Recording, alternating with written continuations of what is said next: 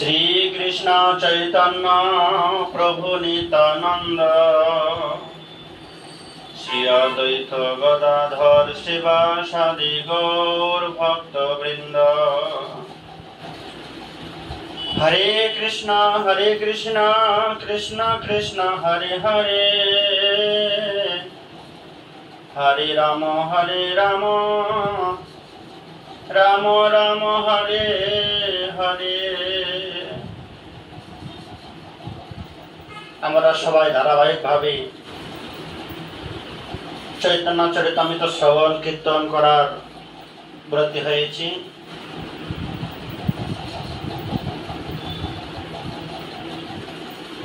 গত আমরা তৃতীয় দিবসে আলোচনা করেছিলাম ভগবানের পরিচয়। ভগবান নিজের পরিচয় নিজে দিতে গিয়ে বললেন,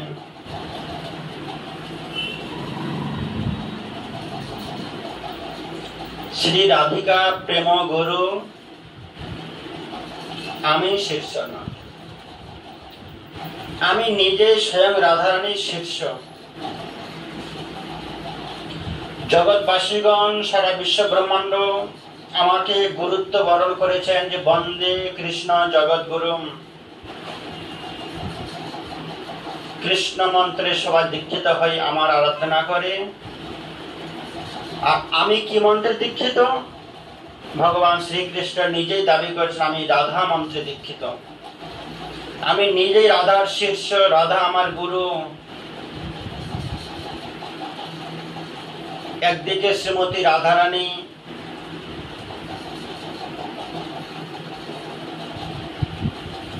যে ভাব ভক্তি দিয়ে ভগবানের সেবা করেছিলেন, সে ভাব ভক্তি আমি নিজেতে অবলম্বন করেছি তার প্রেম রূপ মধুরিমা আস্বাদন করার জন্য।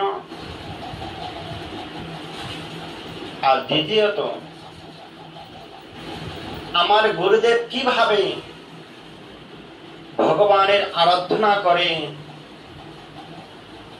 গুরুদেবের কি ভাব ভক্তি হতে পারে, আমি আমার গুরুদেবের মতো সেবা পূজা করার চেষ্টা করছি।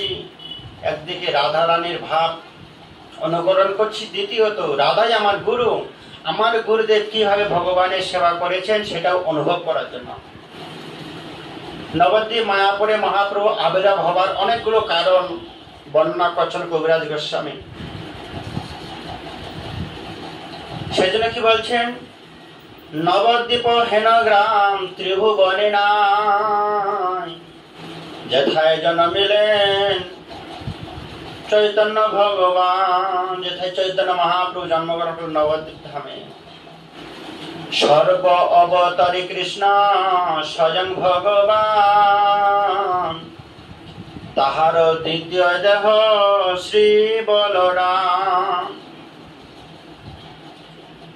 ভগবান শ্রীকৃষ্ণ নিজেই স্বরূপ পরিপূর্ণ, অনাদি আদি গোবিন্দ, সর্ব কারণে কারণম। কিন্তু ভগবানের আরেকটি দেহ হচ্ছে বলরাম।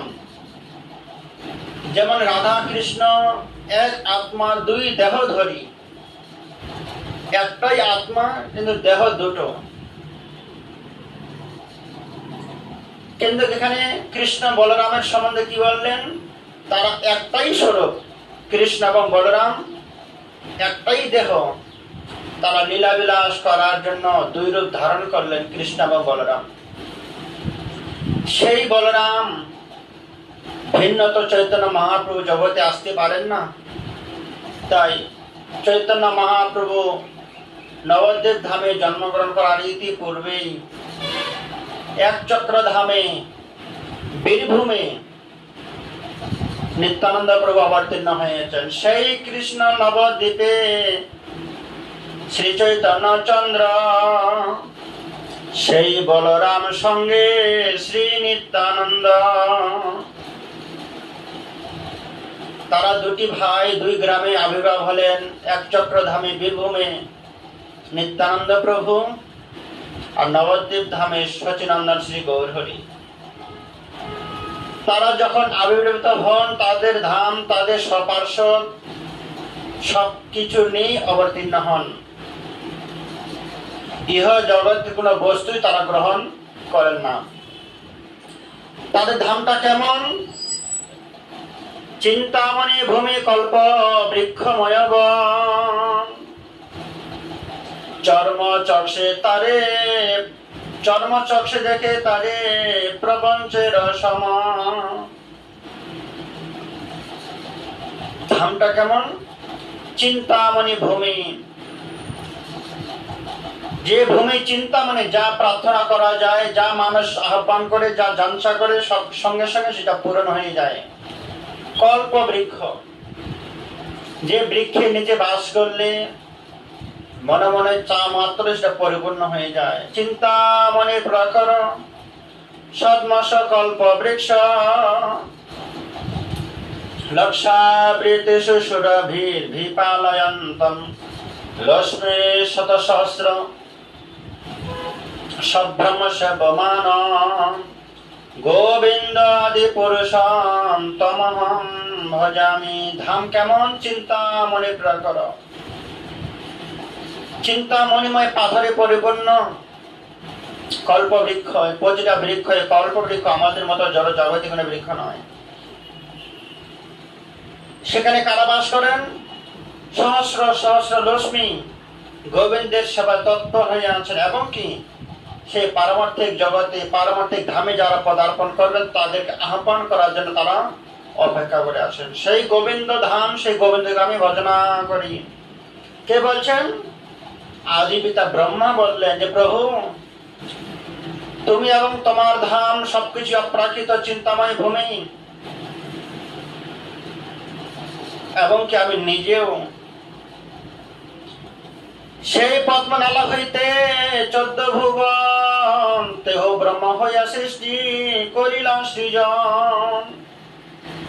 ব্রহ্মা বলছেন যে প্রভু, তোমার ধাম, তোমার স্বরূপ অপ্রাকৃত ভূমি, আর তোমার এই নাভি পদ্ম থেকে আমারও জন্মোদয়। তোমার অনন্ত কোটি ব্রহ্মাণ্ড আছে, তাহার মধ্যে ছোট্ট একটা ব্রহ্মাণ্ডের ভিতরে আমি সৃষ্টি লীলা করছি। ব্রহ্মাণ্ড গুলো কোথায়? যে ভগবান বিষ্ণু শয়নে আছেন, ভগবান নাভি থেকে একটা পদ্ম ফুলের যে জন্ম হয়েছিল, সে পদ্ম ফুল আর ভগবানের নাভি মাঝখানে একটা পাইপ মতো থাকে, সরু যে রাস্তা, সে রাস্তাটার মধ্যেই ভগবানের 14টা ভুবন বাস করছে। 14টা ভুবন আমরা কোথায় আছি? আমরা ভগবানের পদ্ম নাভি নালার মধ্যেই অবস্থান করছি। আমরা কেউ ভগবানের বাইরে নয়। একলা ঈশ্বর কৃষ্ণ আর সবভৃত্ত, যারে জয়ছে না চায় সে তাইছে করে নৃত্য। এদিকে ভগবান নিচে শয়ন করে আছেন। ভগবানের নাভি পদ্ম থেকে যে পদ্ম ফুলের জন্ম হয়েছে, আমাদের উপরে ব্রহ্মা সৃষ্টি করছেন, আর আমরা নিচে ভগবানকে আশ্রয় করে জীবন ধারণ করে আছি। আমরা সবাই ভৃত্য, এবং 33 কোটি দেবতাগণ তারা সবাই ভৃত্য। তারা কাকে আশ্রয় করে আছে? ভগবান হচ্ছেন আশ্রয় বিগ্রহ, বিষয় বিগ্রহ। গুরুদেব আশ্রয় বিগ্রহ, ভগবান হচ্ছে বিষয় বিগ্রহ। সেই অ্যাকচুয়ালি আমরা সবাই ভগবানকে আশ্রয় করেই আছি, যেহেতু ভগবানের নাভি পদ্ম নালাতেই আমাদের জন্ম, সেখানে অবস্থান করছি। নিষেধ করিতে না রে যাতে ছোট ভাই, মৌন ধরে রহে লক্ষ্মণ মনে দুঃখ পায়। আজকে সে পদ্ম নালার মধ্যে থেকে আমরা জন্মগ্রহণ করেছি। নবদ্বীপ ধামে সেই ভগবান মহাবিষ্ণুই নবদ্বীপ ধামে অবতরণ করছেন। আজকে স্মরণ করে দিলেন কাকে? মহাপ্রভুকে। প্রভু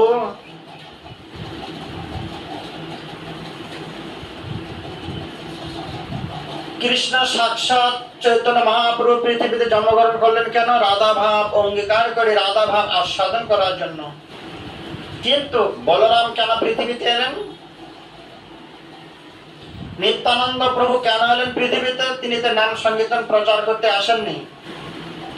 তিনি কারো ভাব অবলম্বন করে সে ভাবটা অনুভব করার জন্য আসেননি। তিনি ধর্ম সংস্থাপন করার জন্য আসেননি। তাহলে নিত্যানন্দ প্রভুর আসার কারণ কি? আমরা 3 দিন ধরে যাবত আমরা শ্রবণ করলাম গৌরাঙ্গ মহাপ্রভু নবদ্বীপ ধামে আসার কারণ, কিন্তু নিত্যানন্দ প্রভু আসার কারণ কি? সেই নিত্যানন্দ প্রভু নিজেই মহাপ্রভুকে বলছে, প্রভু আমি সত্য যুগে তোমার সেবা করে সন্তোষ লাভ হতে পারিনি।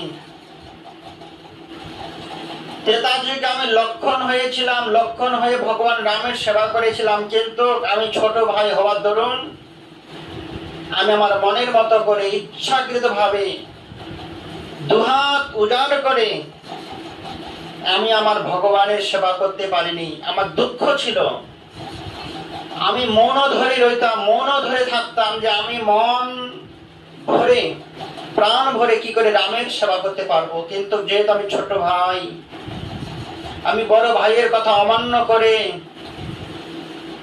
সেবা করতে যেতে পারি না, মনে আমাদের একটা সংকোচ কষ্ট থেকেই গিয়েছিল। সেই জন্য আমি সেই ত্রেতা যুগে লক্ষণ হয়ে মৌন ধারণ করেছিলাম, মনের মধ্যে একটা চাপা কষ্ট ছিল যে আমি তোমার সেবা করতে পারিনি। সেই সেবা করার জন্য দাপর যুগে বলরাম হয়েছিলাম, বলরাম হয়ে যে সেবা না করতে পেরেছিলাম, ছোট ভাই হয়ে আমি বড় ভাই হয়ে বলরাম হয়ে তোমার সেবা পূজা করে যা আনন্দ লাভ করেছি, সেই আনন্দটা আমার পরিপূর্ণ লাভ করতে পারিনি। সেই সেবাটা করার জন্য পুনরায় সেই তোমার সেবা করার জন্যই আমি, তুমি এসেছিলে রাধা ভাব অঙ্গীকার করে রাধা ভাব আস্বাদন করার জন্য, আর আমি সেই লক্ষণ সেই বলরাম কেন এসেছি? তোমার সঙ্গে তোমার প্রেমের সহযোগিতা করার জন্য, তোমার সেবা করার জন্য। তাহলে নিত্যানন্দ প্রভু কেন এলেন নবদ্বীপ ধামে?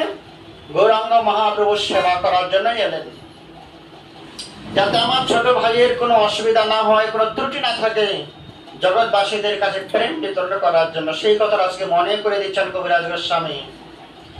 নিষেধ করিতে না রে যাতে ছোট ভাই, মৌন ধরি রহে লক্ষণ মনে দুঃখ পায়। আজকে কবিরাজ গোস্বামী নিত্যানন্দ প্রভুর পরিচয় দিলেন, তার আসার কারণ আমাদের জানাচ্ছেন। এইদিকে বৈষ্ণবের যে বৈষ্ণবতা, আত্মসমর্পণ, তৃণাদপে সনজন তরুরূপে শয়নসনা অমানি মানদেন কীর্তনীয় সদাহরি। কবিরাজ গোস্বামী খুব সুন্দর ভাবে আমাদেরকে সাবধান করে দিচ্ছেন, হে ভক্তগণ, আমার গুরু মহারাজ বলতেন, 2 দিনের বৈরাগী হইয়া ভাতকে বলি অন্ন। সামান্য কিছুদিন আগে দীক্ষা হয়েছে, হরিনাম হয়েছে, 2-4 মালা হরিনাম জপ করি, তাতেই মনে করি আমরা অনেক বড় বৈষ্ণব হয়েছি, অনেক বড় সাধু হয়েছি। কিন্তু এখানে যার গুণকীর্তন কবিরাজ গোস্বামী রচনা করছেন, যে মদন মোহনের ইচ্ছায় কবিরাজ গোস্বামী চৈতন্য চরিতামৃত রচনা করলেন, তিনি কি বলেন, নিজের পরিচয়টা কি দিলেন? এখানে নিত্যানন্দ প্রভুর পরিচয় দিলেন কবিরাজ গোস্বামী, চৈতন্য মহাপ্রভুর পরিচয় দিলেন, কিন্তু নিজের পরিচয়টা কেন দিলেন না? সেটাও আমাদেরকে জানাচ্ছেন, নিজের পরিচয়টা কেমন হওয়া উচিত। জগাই মাদাই হইতে মহিষে পাপিষ্ট, কি বলছেন কবিরাজ গোস্বামী? আমি চৈতন্য দেবের জীবন চরিত কথা রচনা করছি বলে আমি যে বড় ভক্ত তা কিন্তু নয়। আমি কেমন? জগাই মাদাই থেকেও আমি পাপিষ্ট। পরিসরকিট হইতে মহিষে লবিষ্ট, যে কীট পতঙ্গ তার থেকেও আমি নিম্নজনী। জগাই মাদার থেকেও আমি অপরাধী। জগাইর মাধার নাম নিলে মানুষ উদ্ধার হয়ে যায়, কিন্তু আমার নাম যে উচ্চারণ করবে তার পুণ্য ক্ষয় হবে, তাদের পাপ হবে। অতএব ভক্তগণ, আমার নাম তোমরা কেউ নিও না। কতখানি দৈন্য বৈষ্ণবের। মোর নাম শোনে যে তার পুণ্য ক্ষয়, মোর নাম লয় যে তার পাপ হয়। কবিরাজ গোস্বামী বলছেন, যে মোর নাম উচ্চারণ করবে তার পুণ্য ক্ষয় হবে, আমার নাম যে শ্রবণ করে তার পাপ হবে। অতএব আমার নাম তোমরা কেউ উচ্চারণ করো না, কারণ এরকম পাপিষ্টের নাম উচ্চারণ করলে তোমাদেরও পাপে পরিপূর্ণ হতে হবে। এতটাই বৈরাগ্য। কিন্তু আমরা কি করি, সামান্য দুদিনের ভক্ত হতে পেরেছি কি পারিনি তার মধ্যে আমাদের কত অভিমান। এমন নির্গণ্য মরে কি বা কৃপা করে, এক নিত্যানন্দ বিনু জগৎ ভিতরে। কি বলছেন, এরকম পাপিষ্ঠ ব্যক্তিকে একমাত্র তিনি উদ্ধার করতে পারেন। তিনি কে? একমাত্র নিত্যানন্দ প্রভু। নিত্যানন্দ প্রভুর কৃপা ছাড়া আমরা কেউ পবিত্র পবিত্র হতে পারবো না, উদ্ধার হতে পারবো না। এরকম ঘৃণ্য একজন ব্যক্তিকে নিত্যানন্দ প্রভু দয়া করে আমাকে উদ্ধার করুন। প্রেমে মত্ত নিত্যানন্দ কৃপায় অবতার, উত্তম মধ্যম কিছু না করে বিচার। চৈতন্য মহাপ্রভু প্রেম পুরুষোত্তম,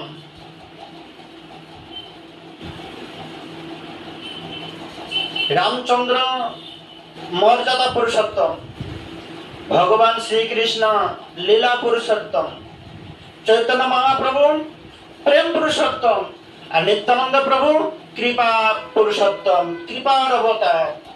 মহাপ্রভু প্রেমের অবতার, নিত্যানন্দ প্রভু হলেন কৃপার অবতার। সেই জন্য কি বলছেন, প্রেমে মত্ত নিত্যানন্দ কৃপায় অবতার, উত্তম মধ্যম কিছু না করে বিচার।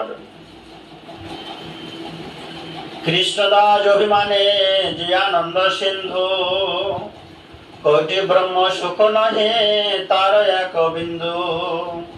কেহ মানে কেহ না মানে সব তার দাস, যে না মানে তার হয় সেই পাপে নাশ। কবিরাজ গোস্বামী দুঃখ করে বলছেন, এমন প্রেমের ঠাকুর গৌরসুন্দর পৃথিবীতে অবতীর্ণ হলেন, যারা এখনো মেনে নিতে পারেননি তারাও ভগবানের দাস, যারা ভগবানকে মেনে নিলেন গ্রহণ করলেন তারাও মা ভগবানেরই দাস। তারা মানব বা না মানব, এসেছে আমরা ভগবানের সন্নিকট থেকে, আবার আমরা পুনরায় ভগবানের কাছেই ফিরে যাব। সেই জন্য কি বলছেন, কেউ ত্যাগী, কেউ ভোগী, কেউ যোগী, কেউ নাস্তিক, যে যাই হোক না কেন, কেউ মানব বা না মানব, সবই তার দাস, সবই ভগবানের দাস। আমরা ভগবানের কাছ থেকে ক্ষণিক মাত্র দূরে সরে যেতে পারি না। কেননা আপনি ভগবানের ছেড়ে কোথায় যাবেন? ভগবান বলছেন, আমি কি রূপে পৃথিবীতে অবতীর্ণ করেছিলাম? প্রেম পুরুষোত্তম হয়ে, কিন্তু চিরকালের জন্য আমি কিছু কিছু রূপ ধারণ করিয়াছি। ভূমির অনলবায়ু খং মন বুদ্ধিরে বচ। আমি যে পৃথিবীতে তোমরা মাটির উপরে দাঁড়িয়ে আছো, এই ভূমিটা আমি নিজেই। ভূমির অনলবায়ু, গীতা ভগবান বলছেন, হ্যাঁ অর্জুন, আমাকে ছাড়া ভিন্ন ভাবে, আমাকে ছাড়া মানুষ বাঁচতেই পারে না। একজন মানুষকে তো মাটিতে দাঁড়িয়ে থাকতে হবে। মাটিটাকে, ভূমিটা ভগবান নিজেই। আপনাকে বেঁচে থাকতে গেলে অক্সিজেন নিতে হবে, সে অক্সিজেনটাকে ভগবান নিজেই। তাহলে অক্সিজেন আমরা গ্রহণ করছি মানে ভগবানকে আশ্রয় করেই বেঁচে আছি। ভূমির উপরে দাঁড়িয়ে আছি মানে ভগবানের উপরেই দাঁড়িয়ে আছি। অগ্নি, আকাশ, বাতাস, ফল, যা কিছু আমরা গ্রহণ করছি, যা কিছু নিয়ে বেঁচে আছে, সবকিছু ভগবানের একটা অংশ, ভগবানের একটা অবতার। তাহলে আমরা কাদেরকে নিয়ে বেঁচে আছি? আমরা ভগবানকে নিয়েই বেঁচে আছি। ভগবান ছাড়া আমরা কেউ বিন্দু মাত্র বেঁচে থাকতে পারি না। কিন্তু যারা নাস্তিক তারা এখন অনুভব করতে পারেনি। যারা ত্যাগী, ভোগী, যারা নাস্তিক, যারা অসুর, তারা মনে করে আমরা ভগবান থেকে অনেক দূরে আছি, ভগবান আমার মধ্যে নেই। কিন্তু না, আমরা ভগবান ছাড়া বিন্দু মাত্র থাকতে পারবো না। কেহ মানে কেহ না মানে সব তার দাস, যে না মানে তার হয় সেই পাপে নাশ। যে মানবে না যে আমি ভগবানের দাস, সে তার কথায় তাকে সর্বনাশ হতে হবে। কবিরাজ গোস্বামী আমাদের এটাই জানালেন। এদিকে কৃপা পুরুষোত্তম, প্রেম পুরুষোত্তম। একদিকে প্রেম, একদিকে কৃপা। দুই দিক থেকে যখন ঢেউ আসে তখন জলটা কোথায় যায়? আমাদের নদীতে সচরাচর কি দেখি? জোয়ার হয়ে ভাটা হয়। কিন্তু একই সঙ্গে দুই দিক থেকে ভাটা হয় না। একই সঙ্গে দুই দিক থেকে জোয়ার আসে না, একদিকে জোয়ার আসে, অপর সাইডে ভাটা হয়ে যায়। ঠিক তেমনই মহাপ্রভুর প্রেম বন্যাটা আবার উল্টো। যেমন একই সঙ্গে দুই দিক থেকে জোয়ার আসা শুরু করলেন। একদিকে নিত্যানন্দ মহাপ্রভু থেকে জোয়ার আসছে, অন্যদিকে চৈতন্য মহাপ্রভুর অন্তরস্থল থেকে প্রেমের জোয়ার বয়ে যাচ্ছে। দুই দিক থেকে জোয়ার আসলে নদীর জলটা যাবে কোথায়? তার ধার ভেঙে উঁচু নিচু সমান হয়ে অন্যদিকে যেতে বাধ্য হবে। সেই জন্য কি বলছেন? উছলিল প্রেম বন্যা চৌদিকে বেড়ায়, স্ত্রী বৃদ্ধ বালক যুবা সবারে ডুবায়। নিত্যানন্দ মহাপ্রভুর প্রেম, গৌরাঙ্গ মহাপ্রভুর প্রেম, দুই দিক থেকে যখন জোয়ার আসা শুরু করলেন, প্রেমের বন্যা আসতে শুরু করলেন, সেখানে বালক বৃদ্ধ নর নারী যুবা বৃদ্ধ সবাইকে কি করলেন? মহাপ্রভুর প্রেম বন্যায় ডুবিয়ে রাখলেন। যে প্রেম বন্যা গঙ্গা যমুনা সরস্বতী যাদেরকে ডুবাতে পারেনি আজকে গৌরাঙ্গ মহাপ্রভুর প্রেম, সবাইকে ডুবে কি করলেন? প্রেম বিতরণ করলেন, প্রেম দান করলেন, প্রেমে ডুবিয়ে দুহাত তুলে নাচতে নাচতে নিতাই গৌরে প্রেম আস্বাদন করতে ভগবত ভজন করালেন। প্রভু কয় শোনো শ্রীপাদ ইহার কারণ, গুরু মরে মূর্খ দেখি করিল শাসন। মূর্খ তুমি তোমার নাহি বেদান্ত অধিকার, কৃষ্ণ মন্ত্র জপ সদা এই মাত্র সার। কৃষ্ণ মন্ত্র হইতে হবে সংসার মোচন, কৃষ্ণ নাম হইতে পাবে শ্রীকৃষ্ণের চরণ। মহাপ্রভু যে হরিনাম সংকীর্তন প্রচার করলেন, এই নাম সংকীর্তনের প্রচারের যে মহিমা কথা তিনি নবদ্বীপ ধামের মধ্যে প্রকাশ করেননি, শুধু বিতরণ করে গেলেন। অযাচিত ভাবে অজ্ঞানত অবস্থা আমাদের শুধু হরিনাম করালেন। হে ভক্তগণ, গৃহে থাকো বনে থাকো, সদাই হরি বলে ডাকো, সুখে দুঃখে ভুলো না কো, বদনে হরি নাম করো রে। তোমরা শুধু হরিনাম করো, হরিনাম করো, হরিনাম করো।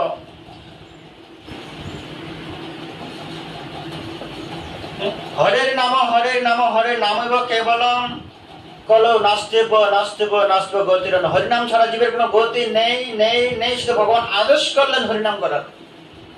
কিন্তু হরিনামের কি ফল? হরিনাম করলে কি হবে আমাদেরকে তিনি না জানিয়ে চলে গেলেন। কোথায়? যখন মহাপ্রভু পুরী ধামে গেলেন, সেখানে তিনি প্রকাশ করলেন হরিনামটা কেন। তিনি সার্বভৌম ভট্টাচার্যকে বললেন, আমার গুরুদেব আমাকে আজ্ঞা করেছে হরিনাম করার জন্য। আমি গুরুর আজ্ঞা বলবান, গুরুদেবের আজ্ঞা নিয়ে আমি হরিভজন করেছি। কিন্তু হরিভজন করতে গিয়ে যা আমি লাভ করলাম, কি লাভ করেছি? আমার গুরুদেব বললেন, মূর্খ তুমি তোমার নাহি বেদান্ত অধিকার। তুমি মূর্খ, তোমার বেদান্ত অধিকার নেই, গীতা ভাগবত পাঠ করার মতো তোমার যোগ্যতা নেই। যদি কোনোদিন যোগ্যতা হবে তুমি সেদিন ভাগবত মহাপুরাণ বেদ বেদান্ত অধ্যয়ন করবে। কিন্তু অধিকারটা লাভ করতে হবে কিভাবে? একদিনে তার অধিকার লাভ করা যায় না। সংসারের কোনো মান সম্মান পেতে গেলে তাকে দীর্ঘদিন নিঃস্বার্থ ভাবে দেশ দেশের সেবা করে যেতে হবে। যার উপরে আপনার মান সম্মান দরকার তার পিছনে লেগেই থাকতে হবে। তাহলে আজকে আমাদের অধিকার লাভ করাতে হবে বেদ বেদান্তের উপরে। বেদ বেদান্ত পাঠ করতে গেলে অধিকার লাভ করতে হবে কিভাবে? কৃষ্ণ মন্ত্র জপ সদা এই মন্ত্র সার। হে নিমাই, তুমি হরে কৃষ্ণ মহামন্ত্র জপ করো। জপ করতে করতে করতে করতে তোমার যোগ্যতা অবলম্বন করে, যোগ্যতা অর্জন করে তুমি বেদ বেদান্ত অধ্যয়ন করতে পারবে। কৃষ্ণ মন্ত্র হইতে হবে সংসার মোচন, কৃষ্ণ মন্ত্র হইতে পাবে শ্রীকৃষ্ণের চরণ। ভক্তগণ, আমরা সবাই হরিনাম সংকীর্তন করি, হরিনাম সংকীর্তন করলে আমরা কি পাবো? এই কৃষ্ণ মন্ত্র হইতে হবে সংসার মোচন। পুনরপি জননম পুনরপি মরণম পুনরপি জননে জঠরে শয়নম আর আমাদের করতে হবে না। এই হরে কৃষ্ণ মহামন্ত্র জপ করতে করতে আমাদের সংসার মোচন হয়ে যাবে, আর কৃষ্ণ নামের মাধ্যমে আমরা ভগবানের চরণ লাভ করতে পারবো। নাম বিনা কলিকালে নাহি আর ধর্ম, সর্বমন্ত্র সার নাম এই শাস্ত্র মর্ম। এই কলিকালে নামই একমাত্র সম্বল, নামই একমাত্র অস্ত্র, নামই একমাত্র জীবের উদ্ধারের একমাত্র রাস্তা। এই কলিকালে নাম বিনা কোনো গতি নাই নাই নাই।